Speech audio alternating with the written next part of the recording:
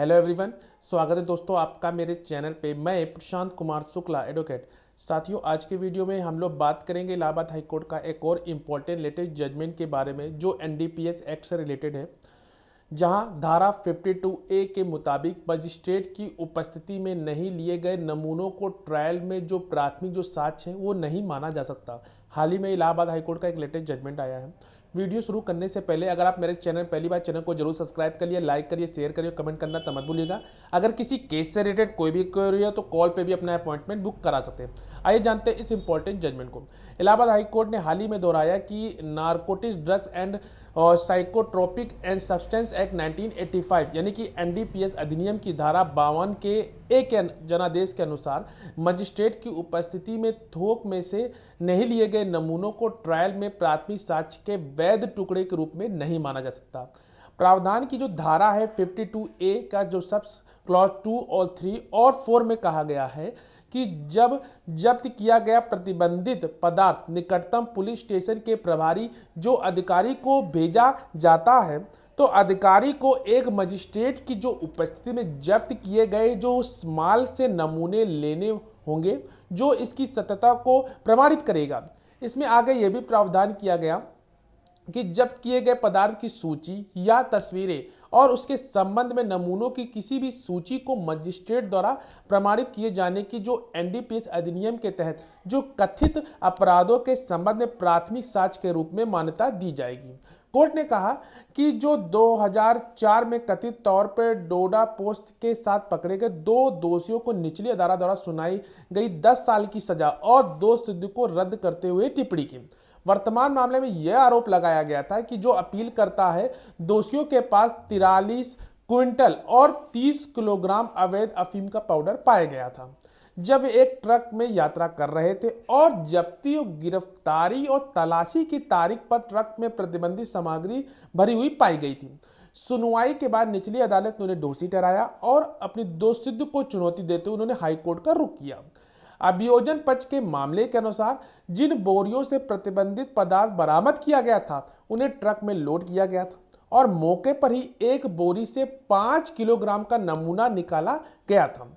और एफएसएल जांच के लिए भी भेजा गया था। दिलचस्प बात यह है कि जो मामले में जब्त किए गए डोडा पोस्ट वाले बोरों में से एक से लिए गए जो नमूने एफएसएल को रासायनिक विश्लेषण के लिए भेजे गए नमूनों को छोड़कर पूरे मामले की जो संपत्ति को कभी भी आरोपी व्यक्तियों की न्यायिक रिमांड की मांग के समय या ट्रायल कोर्ट के सामने पेश नहीं किया गया था। अभियोजन पक्ष द्वारा यह भी दावा किया गया था कि बारिश के कारण नष्ट हो जाने के कारण जो प्रतिबंधित सामग्री को अदालत के साथ पेश नहीं किया जा सका क्योंकि वह माल खाने में ही रखी हुई थी। मामले की तथ्यात्मक पृष्ठभूमि को ध्यान में रखते हुए न्यायालय में शुरुआत में मांगी लाल बनाम मध्य प्रदेश राज्य और भारत संघ बनाम जय रूपाराम 2018 के मामले में सुप्रीम कोर्ट के हाल ही फैसलों को भी हवाला दिया और एनडीपीएस अधिनियम की धारा 52A के अनिवार्य प्रावधानों के उल्लंघन में ट्रायल के दौरान अदालत के समक्ष जो थोक में माल का जो गैर प्रस्तुतिकरण और प्रतिबंधित पदार्थ का निपटान अभियोजन पक्ष के मामले के लिए घातक है। एनडीपीएस अधिनियम की धारा 52A की उपधारा का सब सेक्शन 1 केंद्र सरकार को जब्त किए गए मादक पदार्थ के निपटान के लिए एक तरीका निर्धारित करने की सुविधा देती है। इसके अलावा मामले के तथ्यों को देखते हुए अदालत ने यह भी पाया कि बारिश के कारण मालखाने में भारी मात्रा में प्रतिबंधित सामग्री कथित तौर पर नष्ट किया जाना और कुछ नहीं है बल्कि केस संपत्ति के रखरखाव में घोर लापरवाही थी। वहीं यह भी कि एनडीपीएस अधिनियम के तहत एक मामले में जिसके लिए अधिनियम के तहत कड़ी सजा का भी प्रावधान किया गया। अदालत ने और क्या कहा ये वो जानते हैं। अदालत ने कहा कि अभियोजन पक्ष यह साबित करने में विफल रहा है कि एनडीपीएस के अधिनियम की धारा 52A की उपधारा 2, 3 और 4 के तहत निर्धारित प्रक्रिया का जब्ती और नमूने लेने के दौरान सूची तैयार करने और उसे मजिस्ट्रेट द्वारा प्रमाणित करने का तत्काल मामले में पालन किया गया था।